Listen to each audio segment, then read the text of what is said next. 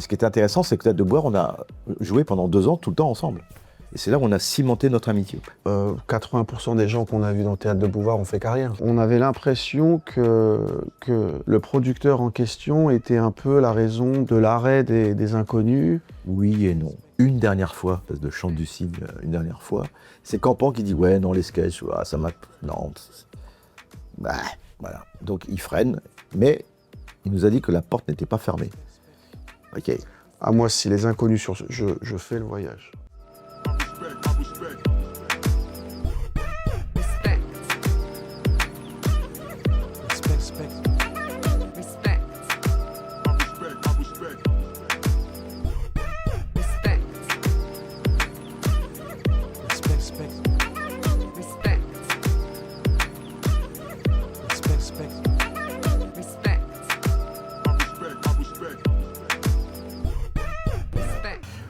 Et voilà. Pascalus Legitimus. Camellus. Ave Césarus. Comment tu vas? Ça, c'est de la porte. Hein.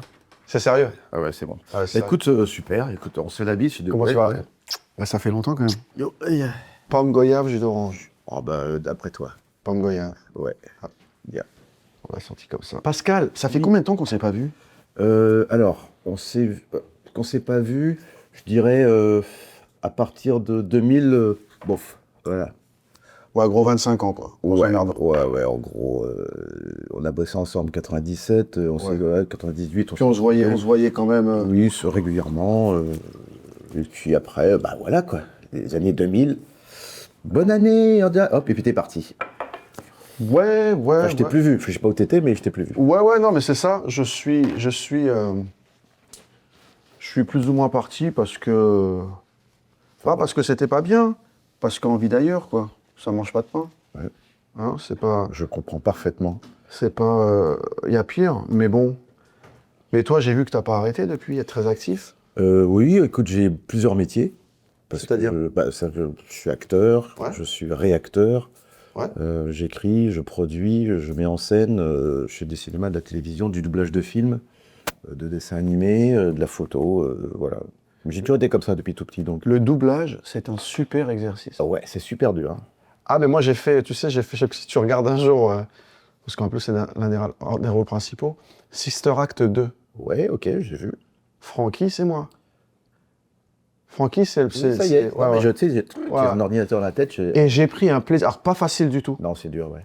mais quel plaisir. Ouais. C'est un autre métier, en fait. Il faut être acteur. Moi, j'avoue que tu es devant un micro, puis tu as un écran, puis tu as un mec qui se bagarre, qui bouge, il faut que tu fasses la même chose. Ouais, Donc, c'est ça. Ouais, mais je sais pas, il y a un côté acteur, mais il y a aussi un côté mimétisme. Tu sais, tu dois refaire ce que quelqu'un fait. Ouais. Et c'est un super exercice, encore moi j'ai kiffé. Mais moi, je prends ça comme un cours d'art dramatique, en fait. C'est D'accord. C'est un cours, c'est un métier, mais je trouve que voilà, ça te remet au niveau D'accord, pour bien bosser. ok. Moi, j'ai doublé Spike Lee 2-3 fois, Mario Van Peebles, enfin pas mal de... Voilà.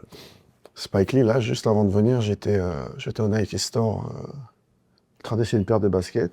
Le mec s'assoit à côté de moi, normal, Ouais. en train d'essayer une paire de baskets. Et moi, je suis là, je regarde pas le basket, je vois le mec, bon, j'analyse, c'est lui, mais je fais pas attention, je me dis, puis je fais le lacet, je fais, ah ouais, carrément, quoi. Mais lui, il a fait la même chose. Il a dit, ouais, c'est lui. Non, c'est pas lui. Oui, mais moi, il m'a reconnu après. Ok. Ah, donc, ah, mec. Alors moi, il m'a fait un vent au Festival de Cannes il y a quelques années. On me présente à lui, on me dit, ah, nice to meet you. C'était, this is your French voice. Il me fait, ok. Et il se barre. Ouais. Je fais, plus jamais. Non, il est un peu peur. Je suis pas rancunier, mais tu te dis, bon, bref. Oui, je comprends. On a un peu parlé, mais on voit qu'il est un peu perché. Il est dans son truc, quoi. Moi, je suis très terrien, quoique. Mais bon, c'est dommage, parce qu'on aurait pu échanger. Oui, complètement. Maintenant, j'ai le doublé mal. Et là, Ouais, mais toi, ça va baisser, tu vas voir. Tu sais, les Américains, ils sont dans un autre truc. Hein. Oui, ben, j'ai compris. On va parler un peu plus de nous. On prend la petite boisson. Ah oui, c'est dans le budget. Oui. C'est dans le budget, très bien. Hop là, c'est parti. Alors voilà, un nouveau numéro de respect, nouvelle saison, nouveau setup, nouveaux invités, le mot d'ordre, toujours plus de qualité. Et là, aujourd'hui, la qualité, on a l'ami, l'empereur, Pascalus Legitimus. Déjà, il y a des mots en trop, empereur. Pascal Légitimus, merci d'être là, je suis ravi. Je t'en prie. Petite parenthèse, les fauteuils, ils sont anciens. Tout est nouveau sauf les fauteuils. Non, ils sont nouveaux. Ah, tout est nouveau? Ouais, ouais. Ah, d'accord. Ouais, ouais. Ok, bravo. Ah ouais. D'accord, on va la refaire. Non, on la refait pas. Non, mais écoute, merci d'être là, Pascal. C'est bon, tu le sais, hein, on a. Ben, dès que j'ai vu ton nom, j'ai dit, mais d'où il sort celui-là? Ouais. Putain, ouais, super. J'ai dit, on se connaît depuis tellement longtemps, et puis moi, il y a des gens que, voilà, tu fais partie des. Il y a très peu de gens dans le métier. On me posait la question récemment où, alors, les amis dans le métier? Bah non, en fait. Non, mais il y a très peu de gens où. Tu as eu une connexion. Ouais, Sincère. oui, alors, connexion sincère, alors, d'ailleurs avec toi, mais tu sais, tu as des relations de qualité. Oui. C'est pas juste le temps qui passe. Avec toi, ça fait partie de ces relations de qualité que j'ai eues. Je n'ai littéralement aucun mauvais souvenir. C'est que du positif avec toi. Et quand j'ai commencé à penser et à réaliser ce podcast, j'ai dit, Pascal, c'est indispensable parce que ça fait partie des rares personnes, mais très rares. Hein. Sur les doigts d'une main, je peux compter les personnes du métier Eh ben, où j'ai. Ouais. Et là, j'ai dit, bon, Pascal. moi, je suis manchot, donc je peux pas les compter. Mais j'ai pris l'autre main. Et donc, je me suis dit, voilà, il faut à tout prix que je t'appelle. Bon, ça fait longtemps, mais je pense que le temps n'efface pas les bons moments. Je suis à 150% d'accord avec toi et c'est réciproque. Voilà. Voilà, on a eu de bons moments, de beaux partages professionnels et amicaux. Ouais. Et c'est vrai que toi, tu étais en train de. Voilà, tu étais dans ton énergie positive. Bon, moi, je suis un peu plus ancien. Et c'est vrai qu'à un moment donné, j'ai eu besoin, je dis besoin, de tes services, Ouais. de ton professionnalisme. Et puis, tu as répondu tout de suite. Oui. Et puis, parce qu'on se connaissait avant. Oui. C'est pas quelque chose que. Tiens, allô, Kamel, j'ai du taf. Non. Ouais. C'est que c'est venu naturellement. C'est ça. Et puis après, bah, écoute, on a partagé des tea time, quelques déjeuners. Oui, et puis c'est ça que j'ai aimé avec toi, parce que souvent, le boulot, enfin, dans ce métier-là, c'est tiens, je pense à un tel, je vais l'appeler. Nous, comme tu dis, on se connaissait avant, et je pense que le boulot est venu de la qualité de la relation humaine qu'on avait. Tout à fait. Et donc, c'était une suite logique. Quand tu m'as dit, ouais, ça, bah oui, normal, quoi. Ok. On s'apprécie déjà, donc voilà. Alors, je suis pas là, mais je suis un peu, je sais que tu es toujours actif. Oui, bah, la preuve aujourd'hui déjà. Oui, déjà aujourd'hui. Mais là, par exemple, alors on parle d'acteur, on parle de réalisateur, on parle d'auteur, on parle de théâtre. Donc la longévité, elle n'est pas forcément évidente pour tout le monde dans ce métier. Non, mais mon père m'avait dit une phrase quand j'étais gamin déjà. Il m'avait dit, dans ce métier-là, parce que mon père était musicien et comédien, il m'avait déjà dit à l'époque que l'essentiel, c'est de durer, peu importe le reste. Et donc j'ai entendu ça d'une demi-oreille, après d'une oreille entière, et je me suis dit, effectivement, il y a deux choses, c'est d'être heureux dans ce que tu fais, dans ton travail, surtout de durer. Alors, tu n'es pas obligé de durer si tu n'as pas envie, mais moi j'adore m'exprimer, j'ai des choses à dire encore, donc j'essaye de trouver le meilleur moyen de les transmettre, soit la télévision, le cinéma, le théâtre, ou un livre, ou une chanson, peu importe. Mais moi j'ai besoin d'exulter les choses, parce que je viens d'une famille qui a été... on va dire, dont la parole a été coupée, parce que l'esclavage, les Antilles, voilà, donc à un moment donné, on disait, les nègres, taisez-vous, vous travaillez. Donc je pense que dans l'ADN, il y a une espèce de petite revanche, de se dire, bah non, aujourd'hui, on existe, on est là. En plus, moi, je suis métisse, j'ai la couleur entre deux chaises, je suis d'origine arménienne et antillaise, donc d'origine caucase, cocotier. Donc du coup, pourquoi je dis du coup? Je déteste ce mot-là, du coup. Tous les gamins disent du coup. Alors donc, et donc tant que j'ai des trucs à dire, et en ce moment, il y a beaucoup de choses à dire, parce que la société va mal. Donc nous, les humoristes ou les actants ou les artistes, c'est bien qu'on s'exprime un peu, de dire tout haut ce que les gens n'osent même pas dire tout bas. Voilà. Je suis d'accord avec toi. Le fait qu'on se connaisse et j'ai carrément déstructuré ce podcast, parce que d'habitude, je commence en disant, pour les gens, présente-toi, qui es-tu, d'où viens-tu, ton contexte familial. Je peux le dire. Ouais, tu peux, ouais. Ouais. D'où je viens? Alors là, je viens de ma voiture du parking. Mais n'importe quoi. Et voilà, j'ai pris mon ticket, et puis après, je suis venu à pied. Non, d'où je viens? Alors oui, d'où je viens? Très bonne question. Donc j'en ai dit un petit peu. Donc mon père est guadeloupéen, né à Paris. Sa mère est martiniquaise, et son père est guadeloupéen. Donc déjà, il y a un il y a un métissage. Et donc mon grand-père, Étienne Légitimus, était un espèce de... Le roi de l'association, c'est un des fondateurs du MRAP et de toutes ces associations antiracistes, et contre le racisme en tout cas. Et il organisait beaucoup de festivités pour les Antillais qui venaient émigrer en France, notamment à Paris. Ensuite, ma grand-mère est devenue comédienne dès l'âge de 14 ans. Elle a rejoint Joséphine Baker. Elles sont devenues très copines. Et donc, elle a fait partie de la Revue Nègre. Et ma grand-mère, vers la fin de sa vie, en 1983, elle a eu le prix d'interprétation dans le film Rue Cazenègre de Eusanne Palsy, à Venise. Donc, je viens d'une famille un peu qui ont fait des choses, qui ont planté leur clou. Et du côté de ma mère, c'est l'Arménie. Donc l'Arménie, c'est 1,3 million de personnes décédées dans un génocide. Donc d'un côté, il y a l'esclavage, le génocide. Donc à un moment donné, le gars, il est obligé de faire de l'humour, quoi, tu vois, dans mon inconscient.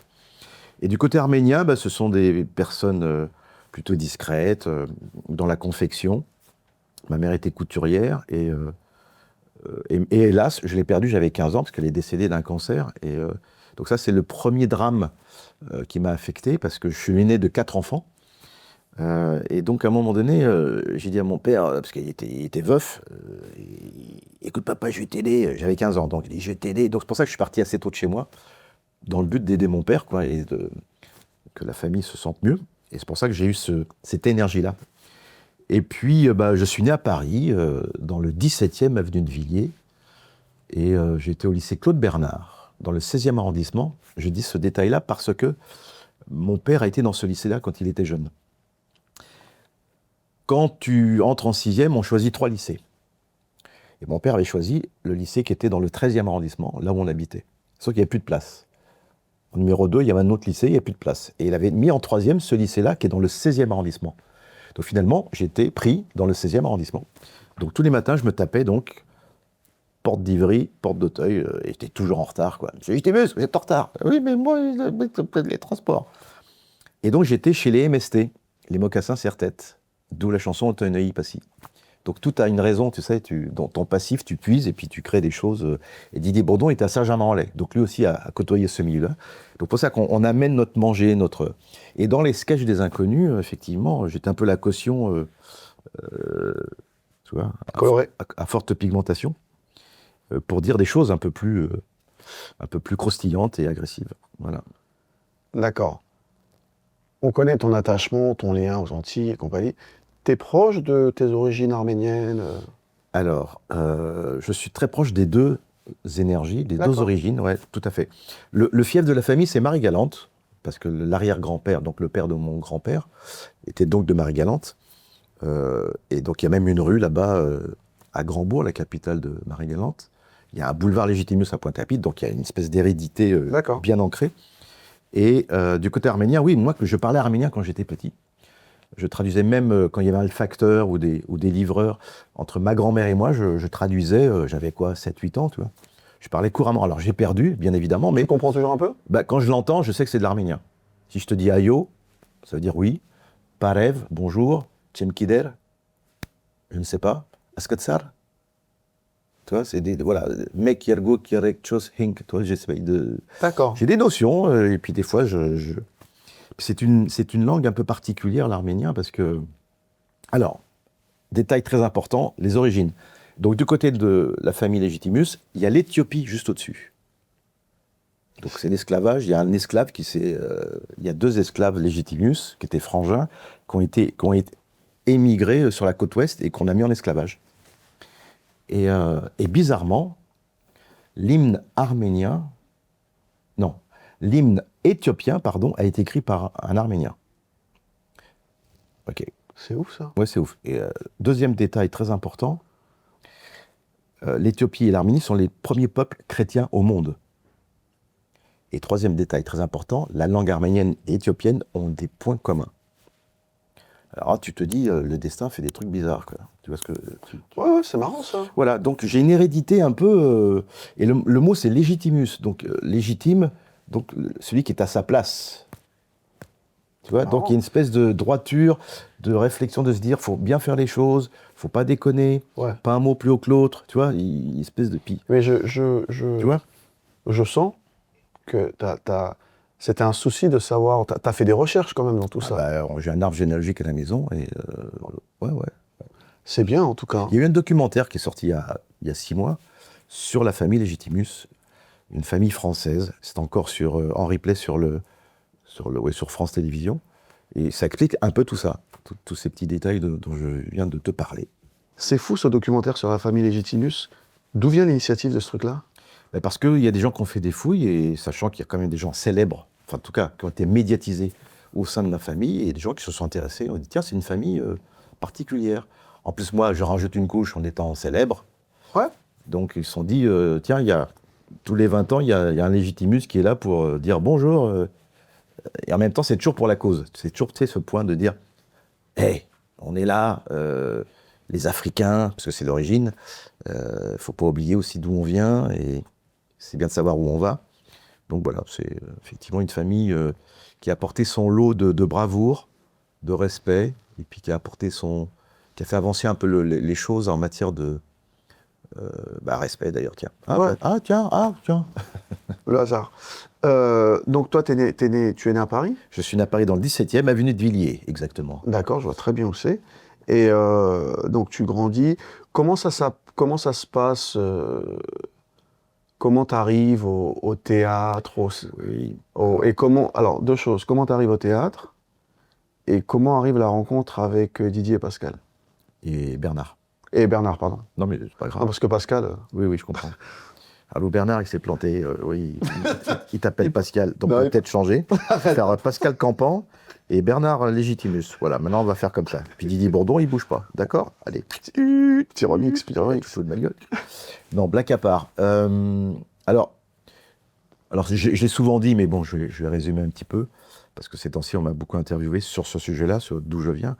Mais pour faire court et efficace, quand j'étais petit, j'avais une maladie des os, j'avais 2 ans.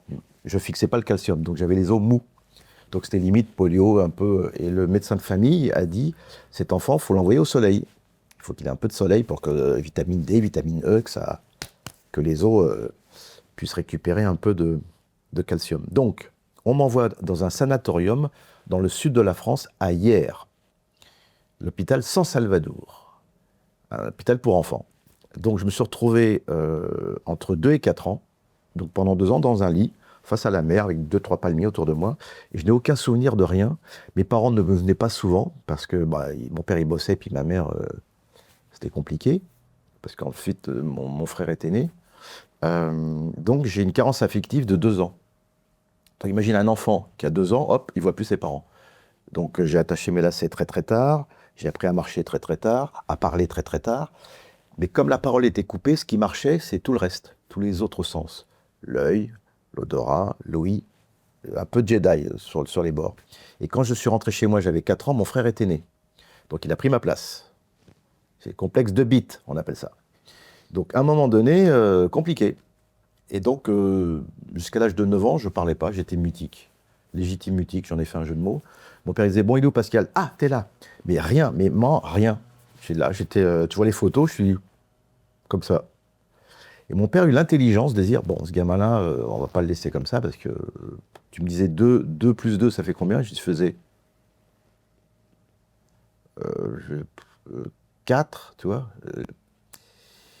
Donc, il m'a fait engager, il s'est démerdé pour m'engager, non pas de prendre des cours de théâtre, il m'a engagé dans une pièce, dans une comédie musicale pour enfants.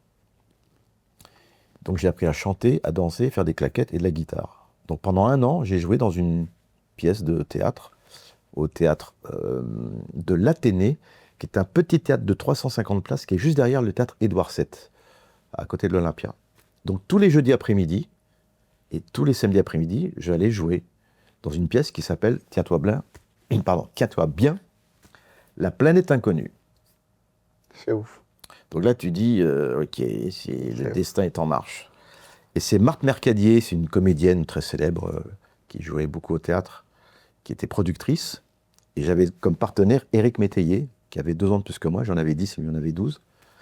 Et Donc j'ai pris goût, quoi. C'est-à-dire que je m'exprimais.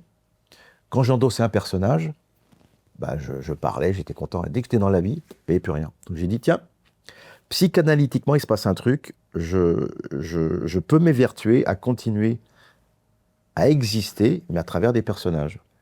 Donc j'ai dit, je vais prolonger le plaisir. Et si en plus on est payé, voilà, c'est parti de là. Hein.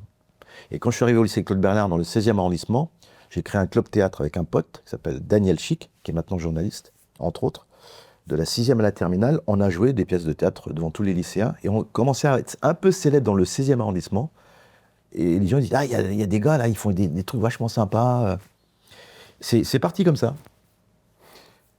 Tu rencontres, et donc tu rencontres. Alors, je me fais des potes. Après le bac, à 19 balais, je me fais des potes. Et dans les potes, il y en a un qui me dit, tiens, j'ai des copains au conservatoire.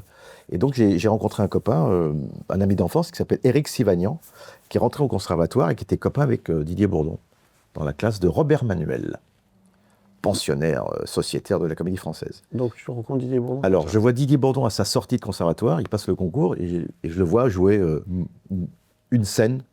Je dis, putain, il est bon, lui. Déjà, Bourdon, il avait de la maturité. Et puis, après, j'ai joué avec Didier Bourdon, le hasard, dans une pièce de café-théâtre. Donc, j'avais 20 balais, quoi. Une pièce de Pierre Dac s'intitulait « Phèdre à repasser de Pierre Dac ». Donc, à 20h30, je jouais avec Didier Bourdon, dans un café-théâtre. Avec Seymour Bruxelles, mon partenaire, je jouais donc « T'as pas vu mes bananes » à 22h. Et Bourdon allait, place Pigalle, au théâtre de 10h, jouer avec Bernard Campan dans une pièce. Donc déjà, on se coagulait affectivement, artistiquement, donc il s'est passé un truc. Et on s'est retrouvé au théâtre de Bouvard en 82. Voilà. Et c'est moi qui ai parrainé Bourdon, parce que Bouvard voulait, on lui amenait des gars, mais il fallait quand même les adouber. Donc, à un moment donné, j'ai fait un sketch avec Bourdon, ça a plu à Bouvard, il l'a engagé. Mais quand tu dis on se retrouve au théâtre de Bouvard, Ben, vous allez tous les trois ensemble? Non, on se connaissait un peu, quoi. Enfin, un peu. Mais on ne travaillait pas tant que ça, juste sur cette pièce-là, tu vois. D'accord. Mais ce qui était intéressant, c'est que Théâtre de Bouvard, on a joué pendant 2 ans, tout le temps ensemble. Et c'est là où on a cimenté notre amitié. Moi, le théâtre de Bouvard,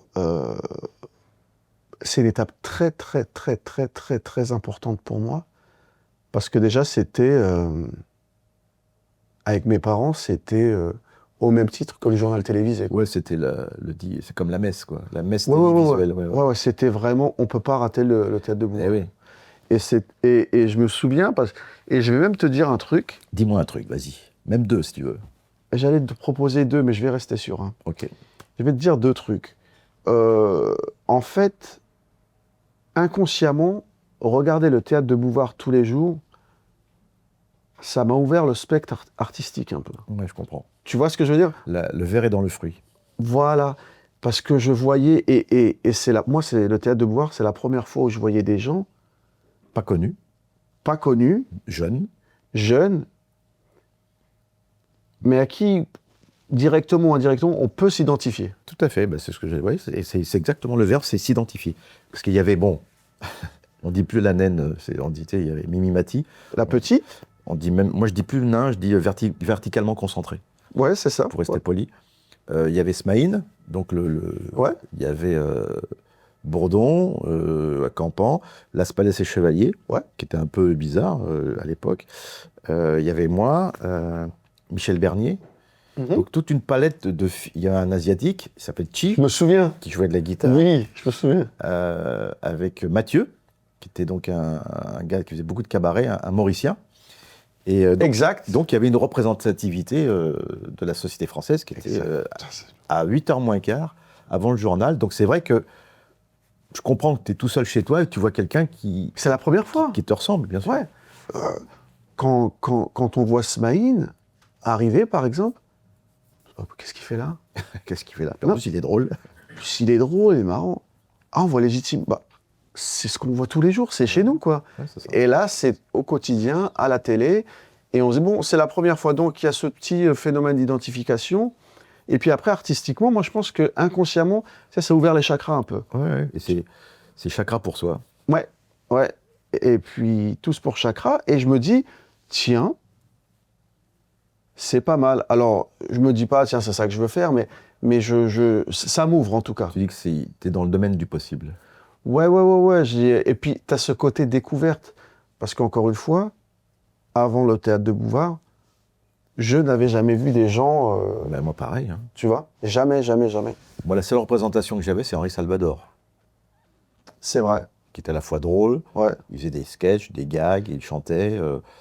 C'était Mais c'était dans le cadre. Je sais pas si tu vois ce que c'est je la veux seule dire. icône dans laquelle je pouvais Voilà. m'identifier. Ouais. C'était dans le cadre et comment dirais-je, et c'était, moi, c'est un moment très important, le théâtre de Bouvard. Le moment où on tirait les papiers, c'était vraiment. Alors pour ceux qui ne connaissent pas, parce que peut-être. Ouais, pardon, excusez-moi. Parce que Théâtre de Bouvard, ils se disent, mais de quoi il parle? Présente, parce que c'est vrai. Alors, le Théâtre de Bouvard, donc c'est Philippe Bouvard, un journaliste très célèbre, qui a inventé le concept des grosses têtes, qui faisait souvent des émissions avec un second degré, un peu déconnant. Et donc, à un moment donné, il faisait des talk-shows avec des personnalités. Et il s'était rendu compte que quand il invitait des artistes à la fin pour faire la promo, l'audimat montait un peu plus. Donc il s'est dit, tiens, on va essayer d'inverser pour changer un peu. Donc il a convoqué plein d'humoristes, plein d'artistes, et il a dit au début, j'ai besoin de 10 personnes. Donc moi j'étais là à l'audition en plus. Et sur les 60, il a dit, moi il m'en faut 10. Donc le principe c'était un panier avec des petits papiers sur lesquels étaient marqués des sujets. Il tirait un petit papier, il disait qui veut improviser pendant 3 minutes. Donc on levait la main. Donc on a été choisi comme ça. Ensuite, quand il avait son lot de comédiens, donc qu'il avait choisi, au départ on était une bonne dizaine. Après ça s'est complété, on était 25. Bah, tous les soirs, à 8h moins quart, il tirait ses petits papiers, il invitait Serrault, Poiret, plein d'artistes. Et on improvisait au début. Et au bout de 6 mois, il s'est dit, bon, les impros, elles sont sympas, mais des fois, Il faut écrire.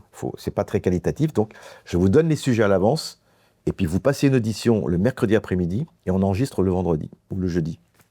C'était comme ça que ça se passait. Donc, pendant 2 ans, nous, les inconnus, on a œuvré dans cette émission. 70%, 80% des gens qu'on a vus dans le théâtre de Bouvard ont fait carrière. Ouais, à peu près, ouais.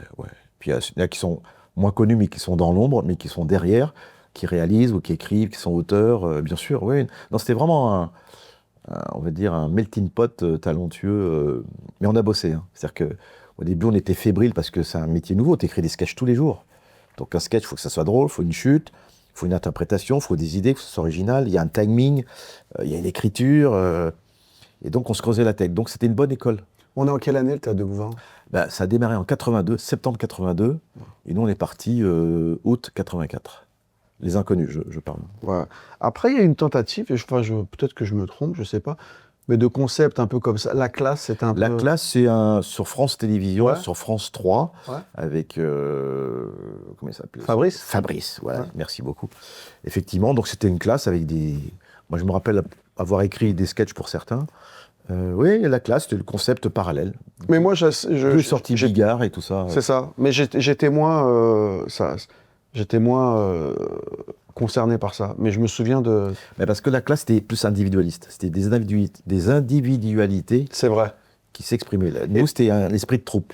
Et puis la classe, je sais pas, peut-être que je me trompe, j'ai une bêtise, certains étaient connus déjà. Non. Ouais, pas tous. Oui, un petit peu. Un petit peu. Oui, un petit peu, ouais. T'as de voir, on connaissait personne. Non, personne, nobody. Voilà. C'était vraiment une belle histoire. Et donc, comment vous cliquez avec... Cliquer, alors c'est quoi en termes en français, cliquer? Foiré. Mais non, mais tu vois, tu me dis cliquer. Comment vous rencontrez et comment ça match en fait? Ah, match, ok. Ouais. Match, ok, cliquer. Non, j'ai des mots, j'aime bien cliquer. Ouais, ça clique quoi. Ça, clique. Ok, il y a clic. Nous déjà, quand on jouait ensemble, il y avait un truc, on sentait déjà qu'il y a la fibre, la connexion était là. Et puis, à un moment donné, on s'est dit, bon, si on reste dans cette émission, on va s'encrouter, quoi. Vous savez, ça fait un peu... donc, on va prendre le risque de partir. Donc, on se concerte les uns les autres, on dit, bon, qui veut partir? Toi. Donc, à 5, on s'en va.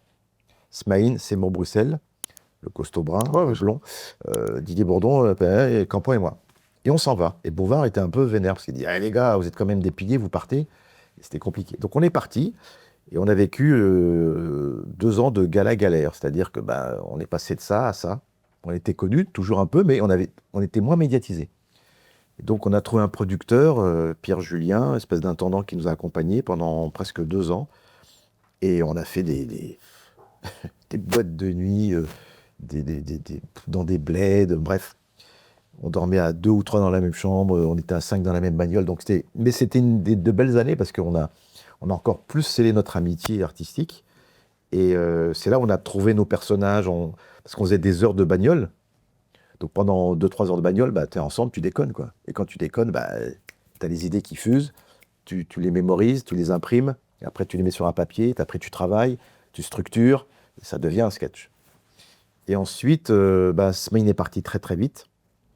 C'est Mort Bruxelles est parti en 88, parce qu'il était en contradiction, en désaccord, c'est plus juste, avec notre producteur Paul Lederman et Claude Martinez. Donc alors attends, quand vous partez, vous êtes 5. Ouais.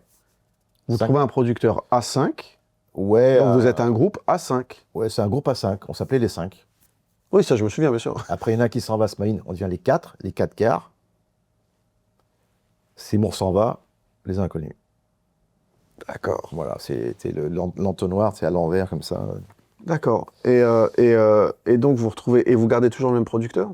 Alors, au début, on avait Marouani, on avait Pierre Julien, enfin, on avait des producteurs. Lederman, non, c'est pas cela. Et Lederman et Claude Martinez. Ouais. Au début, donc, on vient voir Claude Martinez et Paul Lederman avec une cassette qui avait été filmée par un pote, Artus de Pinguerbe. Alors une cassette, c'est un objet Oui, voilà. solide, Voilà. avec 2 bobines à l'intérieur, Deux bobines. que l'on mettait dans un appareil pour visionner donc des choses. Des VHS. Voilà. Voilà. Et donc, on présente cette cassette à Paul Lederman parce qu'on a ouï dire que c'est quand même le producteur. Voilà, c'est le producteur de Coluche, le type de Luron, enfin voilà. C'est le Et producteur. Claude Martinez, c'est le producteur des Gypsy Kings, donc tu vois, des gars qui connaissent bien leur métier. On va voir Paul Lederman et il nous dit « ça m'intéresse pas ». Je limite un peu « ça m'intéresse pas ». Non, il y a encore des restes du théâtre de Bouvard. Non, c'est pas au point votre truc. Il y a quelque chose, mais ça m'intéresse pas. Bon. Mais Claude Martinez dit quand même, il y a un truc. Donc, il nous met au Splendide Saint-Martin pendant 2 mois, mai et juin, pour tester, donc pour pas de risque. Et le spectacle s'appelait Au secours, tout va bien. On était 4. Et Coluche décède au mois de juin. Donc Lederman est orphelin. Et Martinez continue de nous suivre. Et à un moment donné, il se dit, tiens, les petits, là, bon, bah, on va en faire quelque chose. Donc c'est là où on commence à réfléchir, à se dire, tiens, et surtout qu'au Splendide, ça cartonnait, quoi. Donc il s'est dit, tiens, il y a l'émergence de quelque chose. Ensuite, il nous met au théâtre de Fontaine pendant 1 an, et en même temps à la radio sur Europe 1, pour tester toujours. Donc nous, sur Europe 1, on était de 15h30 à 17h, et donc tous les jours, en direct, on écrivait des sketchs. Donc on est au théâtre le soir, on rentrait chez nous, on écrivait un sketch, le lendemain on se retrouvait le matin, et on passait à 15h30 jusqu'à 17h. Donc c'était une espèce de ruche. Et là, il se passe un truc. Théâtre Fontaine bourré pendant 1 an, donc là, et c'est là où Seymour Bruxelles dit, moi les gars, je suis en désaccord, je me casse. Donc en 88, en décembre 88, tout s'arrête, parce que Seymour s'en va. Donc on avait écrit un spectacle pour 4. Donc notre metteur en scène, Jacques Descombes, nous dit, les gars, 3 c'est bien aussi, hein. Parce qu'on était déprimés pendant les fêtes, l'autre il se barre, c'est comme si Hitler, il lève sa moustache, c'est plus Hitler. Non, c'est un mauvais exemple. Et donc, sans Laurel et Hardy, t'as Hardy qui s'en va. Oh, tu vois, t'as vu l'humour un peu. Ouais. Et donc, du coup, non, parce qu'elle ne dit pas du coup. T'aimes pas dire du coup, pourquoi? Parce que ça se dit pas, c'est pas français, du coup. Mais il y a plein de choses qu'on dit qui sont pas françaises. Oui, mais moi j'essaye de... Donc, mais toi, ouais. t'as arrêté sur du coup. C'est ma fille qui dit du coup tout le temps, donc D'accord. par mimétisme à un moment donné. D'accord. Donc, et notre metteur en scène, Jacques Descombes, nous dit, les gars, à 3, c'est bien, hein. Géométrie variable, c'est 2 contre 1, puis ça bouge. Les décisions vont plus vite. On se dit, ouais, on réfléchit un peu, on reste chez nous, on lambine chez nous, on réfléchit, et après on se dit, bon, donc on réécrit tout le spectacle, qui était écrit pour 4, pour 3. Et Lederman et Claude Martinez nous mettent au Palais Royal. Pourquoi il part Qui? Parce qu'il dit, moi je le sens pas, l'autre là. Il dit, je le sens pas, votre producteur, là. Ah, ça n'a rien à voir avec vous, en fait. Ah non, non, non. Il dit, je suis pas d'accord. D'accord. Ce qu'il nous propose, comment il voit les choses. Il a fait des choses après? Il est devenu bioénergéticien. Brillant. Ah ouais? Il a écrit des bouquins et tout. C'est-à-dire avec ses mains, il soigne, il fait des trucs. C'est pas vrai. Ah oui, il est fort, le mec. Là, il s'occupe des enfants aussi. Des nouveaux-nés. Sur Paris ou à l'étranger? Il est sur Paris, dans le 14e. C'est mon Bruxelles. Et il a aussi il est en dehors de Paris. Je crois que c'est dans l'Essonne, je sais plus. Enfin bref. Ouais. Non, non, bien, bien. Le mec, il bosse. Il écrit des bouquins sérieux et tout. D'accord. Donc pour terminer l'histoire... Là, vous êtes toujours avec... Vous n'êtes pas encore avec les Derman? Si, on est toujours avec les Derman. Toujours les Derman, Ouais, quoi. ouais, ouais. Et donc... Ok, il est peut-être pas tort en même temps. Ouais, oui et non. C'est-à-dire que... Oui et non. Tu sais, à un moment donné, il faut plier, comme le roseau sous la neige, foum, et tu reviens. Lui, c'était un peu l'arbre, là. Non, je suis pas d'accord. D'accord. À un moment donné, il faut... Alors, c'est pas vulgaire ce que je veux dire, mais c'est une image. Un peu de vaseline de temps en temps, c'est bien parce que sinon... C'est pas vulgaire du tout. Non, mais des fois... Non, mais c'est limite littéraire. Non, c'est bien. C'est une métaphore pour dire que Voilà. des fois, il faut un peu faire des efforts. À contrario, pour dire, bon, ok, je fais un effort. Faire des sacrifices. De sacrifice, Oui, c'est bien le sûr. mot exact. Bien sûr. Et voilà. Ouais, ouais. Non, parce que de l'extérieur, bon, après, moi, je te dis un peu comme les... on avait l'impression que le producteur en question était un peu la raison de l'arrêt des inconnus. Oui et non.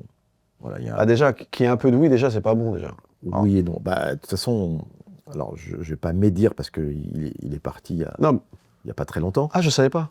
Oui, il y a peut-être 2-3 mois, Ah ouais, ah pardon. il est parti. Puis c'est par rapport à ses enfants, le respect. Bien sûr. C'était un très très bon producteur. Mais bon, contractuellement, voilà, il y avait des choses un peu abusives, donc sur lesquelles on était... D'accord. Voilà, des trucs classiques. Hein. Bon, alors dans ce cas-là, on salue Ouais. sa famille et puis on passe à autre chose. Ouais, voilà. Et puis voilà, il a quand même 3 enfants et moi je respecte ça. J'ai pas envie de salir, puis il n'y a pas de raison de salir. Tu dis beaucoup le mot respect quand même, je trouve. Ouais. Non, mais c'est vrai, hein, depuis Oui. tout à l'heure, c'est... Moi j'ai deux mots, respect et harmonie. Ouais, ce sera peut-être le prochain podcast. Pour l'instant, on a respect, mais c'est bien. Tu m'appelles, je prends 10%. Ouais. Aujourd'hui, c'est du business, c'est dur la vie, tu sais. Ouais, je sais. Non, mais à un moment donné... Non, mais c'est... Enfin, moi, je te connais, je sais que c'est très important pour toi. Bah, mais tu le dis aussi souvent. Oui, je le dis. Alors peut-être... parce que je suis peut-être dans l'environnement, mais c'est un mot que j'aime bien. Et donc, alors, il part, vous vous retrouvez à 3, vous faites le... Ça cartonne.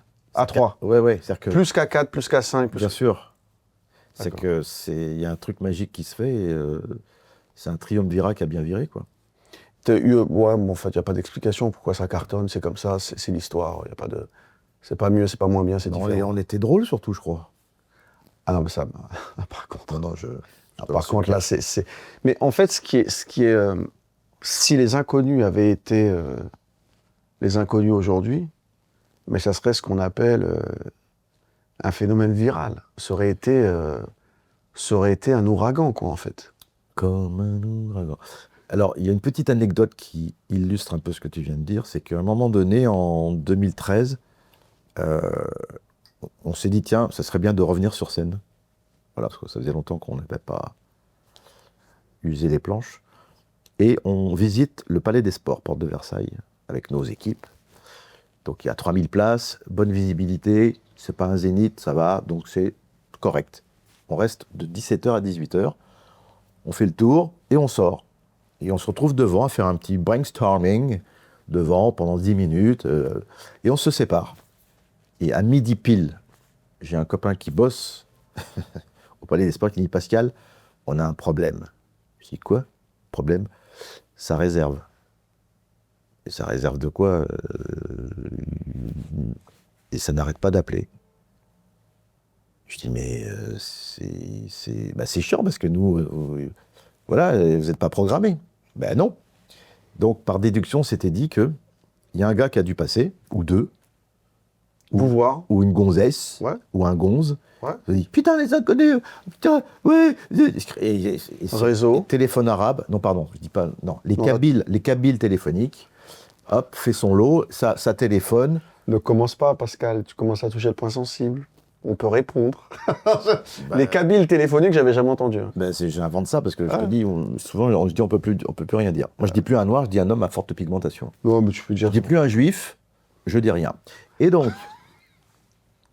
ça c'est mes vannes préférées. Mais donc du coup, tu vois, je dis donc du coup, enlève le du coup, donc, eh ben c'était la preuve qu'il se passe un truc, c'est-à-dire que on est certain aujourd'hui, sans aucune prétention, que si on met un numéro de téléphone, les inconnus, appelez pour réserver, mais c'est parce que les gens nous aiment. C'est juste que c'est que de l'amour, hein, c'est pas... Non, mais On leur a fait du bien, ils nous le rendent, voilà. Moi, je vois ça comme ça.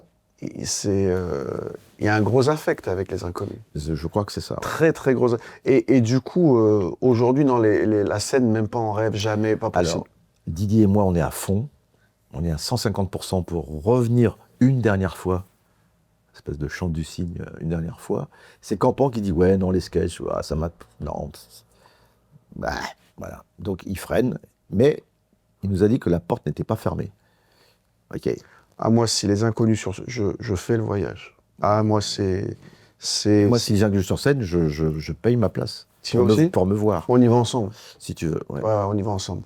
Carré or, hein, en plein milieu. Hein, Attends, t'es fou, quoi. de diamant même. Je crois qu'ils vont même faire. Ah non, mais c'est... Même sur scène, il y aura des places sur scène, tu vois. Et si je te demandais à toi le pourcentage de chance, sachant les tenants, les aboutissants, tu dirais quoi que ça se fasse? C'est plutôt les abrutissants. Hein. Ouais, bah combien, il y en a combien? Je dirais 30%. Que ça se fasse? Ouais. Sérieux? Ouais. Bah, c'est pas normal. Il y en a 2 sur 3 qui veulent le faire, il en aura plus qu'un, et la porte n'est pas fermée. Donc techniquement, Ouais, grosso merdo, on a 70-80. Oui, mais 70-80, on aura 70-80 ans bientôt, on sera bientôt dans un EHPAD. Et Manu, tu descends, et Golo dans la case, c'est juste Golo, toi, le mec, il va pas assumer. Donc, non, c'est maintenant, après, c'est... Tu vois, Ah, mais si... il n'y a plus le thé, l'énergie, tu sais, du... À un moment donné... Alors, je comprends, parce que, tu sais, alors, dans une autre mesure, c'est un peu quand on me dit... Putain, Kamel, il faut revenir sur scène, alliance ethnique, tatati, il faut à tout prix revenir. Alors, moi, Bah j'ai oui. payé ma place. Non, mais oui. Carré or, toi, comme toi.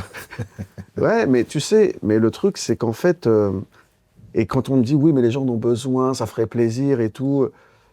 Alors, je pense un petit revival mémoriel, que tu nous reviennes sur scène avec tes tubes et tes trucs nouveaux, oui. Oui, c'est ça dont je parle. Hein. Bah oui. Oui, c'est ça dont je C'est parle. pas pareil. Mais je n'en doute pas. Mais tu sais, et c'est pour ça que je comprends et je respecte, par exemple, ce que dit Monsieur Campan, c'est qu'en fait, moi, j'ai cette formule et je la répéterai tout le temps, il y a un temps et un endroit pour chaque chose. Oui. En même temps, il y a des choses, je trouve ça indécent de ne pas revenir parce que... Tu parles pour toi, là? Non, je dis que faut pas le faire pour nous, faut le faire pour les gens. Les gens en ont besoin. C'est-à-dire qu'on est là aussi, c'est comme une thérapie. Les gens sont mal.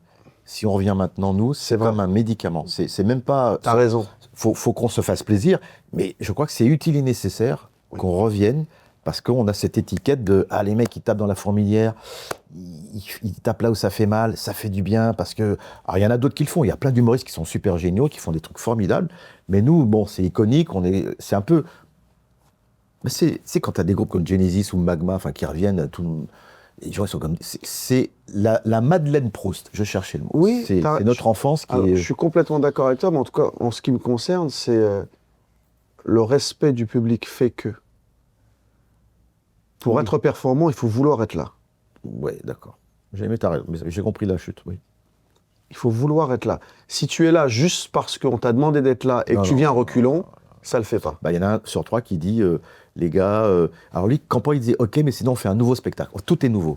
On lui a dit, mais mec, il y a 182 sketchs, faut quand même qu'on pise là-dedans pour... Ah bah moi, moi je suis d'accord avec lui. Mais j'aurais pris quand même des trucs, mais je suis dans ça. Bah, moi, alors Didier, moi, on lui a dit, écoute, on va prendre des anciens sketchs, les plus iconiques, mais il y en a tellement, bref, sans être prétentieux. On change, on améliore, on adapte au goût du jour certaines vannes qu'on vieillit, donc ça fera un peu du nouveau. Exact. Et on fait 3 sketchs nouveaux. Ouais, voilà. Ouais, c'est ça. Ah bah, c'est ça. Mais c'est ça. même ça, c'est... C'est vrai. On va aller le voir. Hein. Mais je lui ai dit, bon, avec tout le respect que j'ai pour lui, je lui ai dit, écoute, tes enfants ne t'ont jamais vu sur scène. Il a fait voilà, il y a eu un petit alors peut-être de 30%, on va passer à 40%, mais en tout cas, mais j'ai encore un petit espoir, mais alors pour tout ce qui est audiovisuel, aucun problème. Cinéma, télé, ok. Mais la scène, c'est con c'est ça. pour ça que j'ai fait 2 seuls en scène, moi, parce que j'avais des trucs à dire. J'ai fait deux spectacles tout seul, parce que c'était une nécessité, un besoin. Mais non. Et puis là, du coup, de 5 à 4 à 3, on peut pas passer à 2, quoi. Ah non, on avait eu l'idée à un moment donné avec Bourdon de dire, tiens, si on ramenait une femme, tu vois, une Muriel Robin, une Foresti ou une autre, ça ferait les inconnus, eux. Mais bon, pareil, c'est... Là, Hitler, Hitler, la vanne, oui, Hitler, ça la moustache, dis donc, il y a un truc qui va pas. Ouais, non, mais non. Qui la ramène. C'est faisable pour certains groupes, pour certaines personnes. Mais nous, Et là, les inconnus, c'est trop iconique. Je sais bien. Et puis, en parlant de femmes, quand je me rappelle des sketchs campant en femmes, c'est quelque chose quand même. Ah bah oui, C'était... Mais des fois, c'était troublant. Tu sais, Pascal, on a des questions récurrentes dans le podcast. L'une d'entre elles, c'est quel est ton rapport au divin et à la spiritualité? Je vais peut-être y aller, là. Pourquoi Non, c'est friendly, hein. Il n'y a pas de... Je viens de dire un truc. Est-ce que je sais pas si vous avez remarqué, à chaque fois que je pose cette question, l'invité a toujours une pause de 3-4 secondes, comme il vient de faire. Non, mais attends, je t'explique. Ouais, ben je sais pourquoi. Il y a une petite pause. Et après la pause, en général, la réponse de cette question, c'est toujours le pic de l'interview. C'est fou, hein. Parce qu'il y a un doute. Oui, mais attends, alors, non, mais là, je vais y aller. Et après, en fait, quand tu installes le truc et que, bon, c'est toi qui vois, on a toujours quelque chose d'intéressant. C'est tout à fait légitime d'avoir cette réaction parce que on a une image, les gens nous connaissent sous un certain angle, et on se dit, si on commence à dévoiler l'intime, et puis qu'ils vont dire, oula, ouais, alors c'est un gourou pour qui il se prend, ça y est, il est perché. Donc l'image se décale, et du coup, les gens, arrête. Donc les gens nous perçoivent différemment, et il y en a qui peuvent être déçus.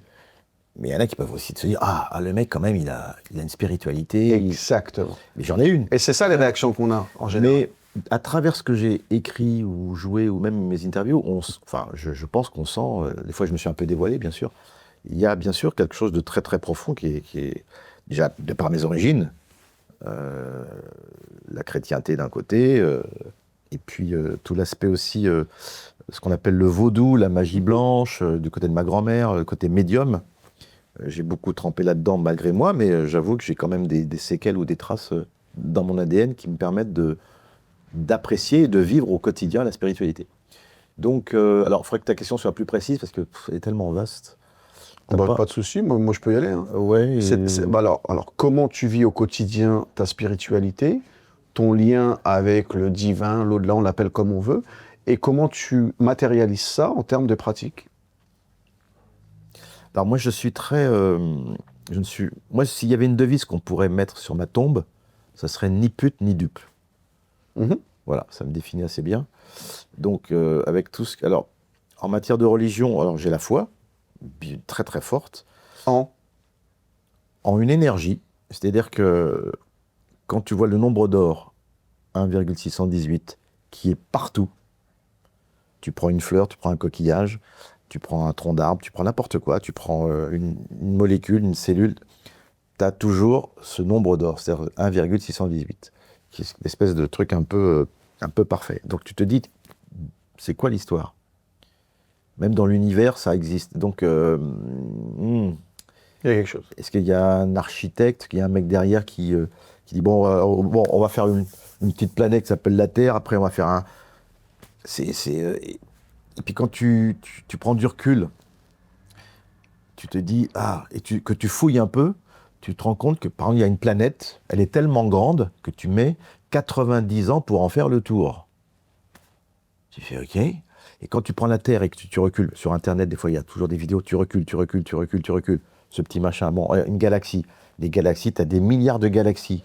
Puis des galaxies, tu as encore Il y a autant d'étoiles dans l'univers, dans la galaxie, que de grains de sable sur Terre. Je sais pas si des fois, tu vas sur une plage, tu fais ça, tu as combien de... Donc, on est où, là? C'est quoi l'histoire? Enfin, alors quand les mecs qui me font bonjour madame, ça va, elle est mignonne votre montre, ça va tranquille, ou un mec qui veut t'entuber, ou un banquier qui te fait un taux pourri, arrêtez de nous emmerder, quoi. Je veux dire, c'est petit, prenez, tu vois, soyons comme ça tous, et non. C'est vrai. Et sur Terre, enfin, il y a des gens qui sont méchants, qui sont mal Donc, élevés. donc tout ça, là, ça fait de prendre conscience qu'il y a quelque chose. Bah, je ne sais pas quoi, Oui, mais oui. c'est pas un mec barbu qui fait, bon, tu vois, non, ça non. Pour moi, Dieu, c'est une hypothèse, mais je crois en une énergie. Alors, Jésus, je sais pas, alors on dit Jésus, alors quand je vois la croix, bah, est-ce qu'il était blanc, Jésus? C'est compliqué, parce que dans cette zone Du monde. du monde, bah, il fait quand même 45 degrés à l'ombre, la mélanine, elle n'est pas aussi claire que ça. Quand tu vois les 10 commandements, le pharaon, il est tout blanc, joué par Yul Brynner, tu fais... Puis même Moïse. Hein. Oui, ben même Moïse, enfin... Donc, l'histoire, je pense que l'histoire est tronquée, je pense que l'histoire n'est pas celle qu'on nous raconte, et que peut-être qu'on nous cache des choses qu'on ne devrait pas savoir. C'est pour ça que moi, je suis un fouillant, un cherchant, et ma spiritualité, elle est là-dedans. C'est que j'essaie de comprendre... En fait, je suis en quête de vérité, en fait, voilà, tout simplement, pour résumer. D'accord. Bon, sur l'identité de ce qu'il y a au-dessus. Déjà, tu es convaincu qu'il y a quelque chose. C'est pas le cas pour tout le monde. Bah, c'est obligatoire. Oui, pour moi, oui, c'est clair. Maintenant, moi, te connaissant un peu, t'es quelqu'un qui est t'es très basé sur les énergies quand même. Mais bien sûr. Mais même en ce qui concerne les gens, t'es très sensible à tout ça. Mais je crois que c'est naturellement. D'une part, mais en plus j'ai fouillé et je me suis rendu compte que j'avais raison d'aller dans ce sens-là, parce que j'ai appris il y a quelques années un japonais qui s'appelle Emoto, qui est un scientifique, qui a donc pris l'eau du robinet de Tokyo et l'eau du mont Fuji. Il a congelé les deux.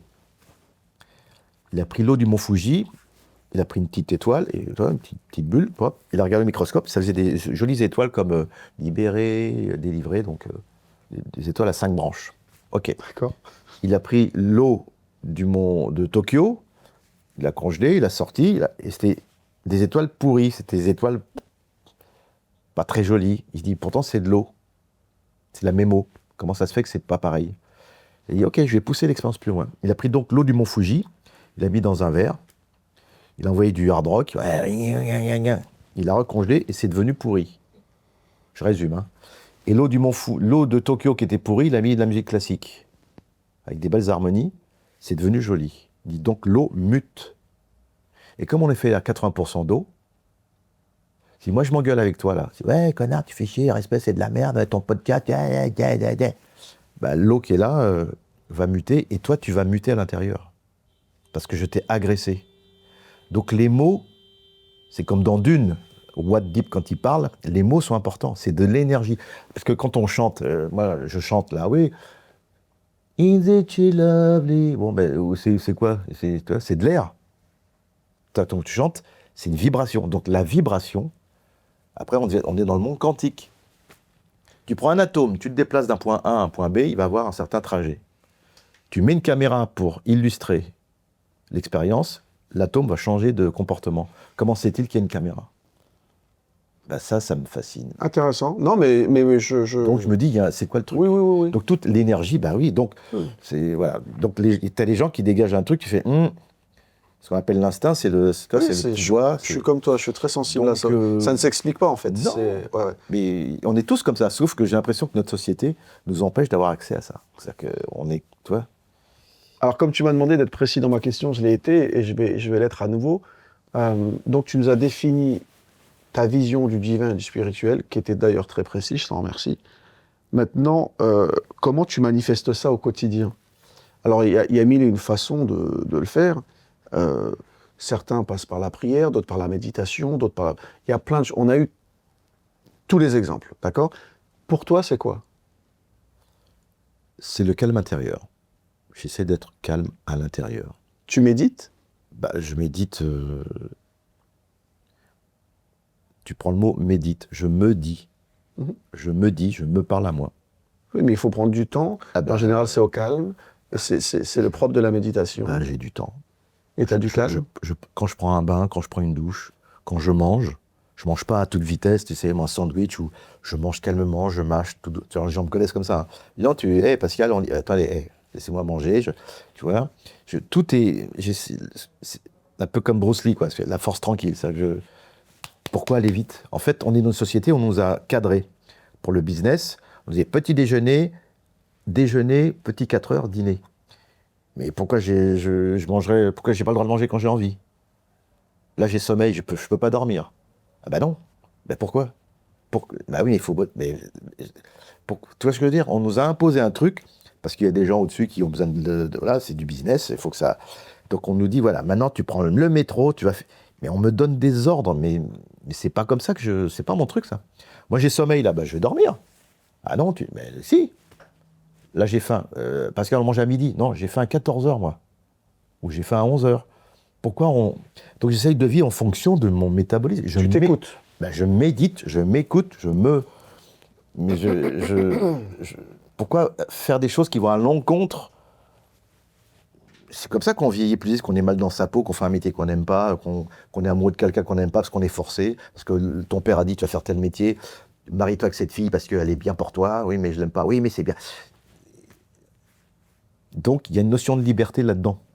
Donc la méditation certes, mais surtout l'harmonie en tout. C'est-à-dire que, pour résumer, j'essaye d'être en harmonie surtout, de me dire, non là je suis pas bien, voilà, là je suis bien, voilà. Par contre, quand je prends l'avion, j'aime pas être coincé contre la fenêtre, donc je demande à mon assistante de me mettre au bord, donc je suis bien, voilà.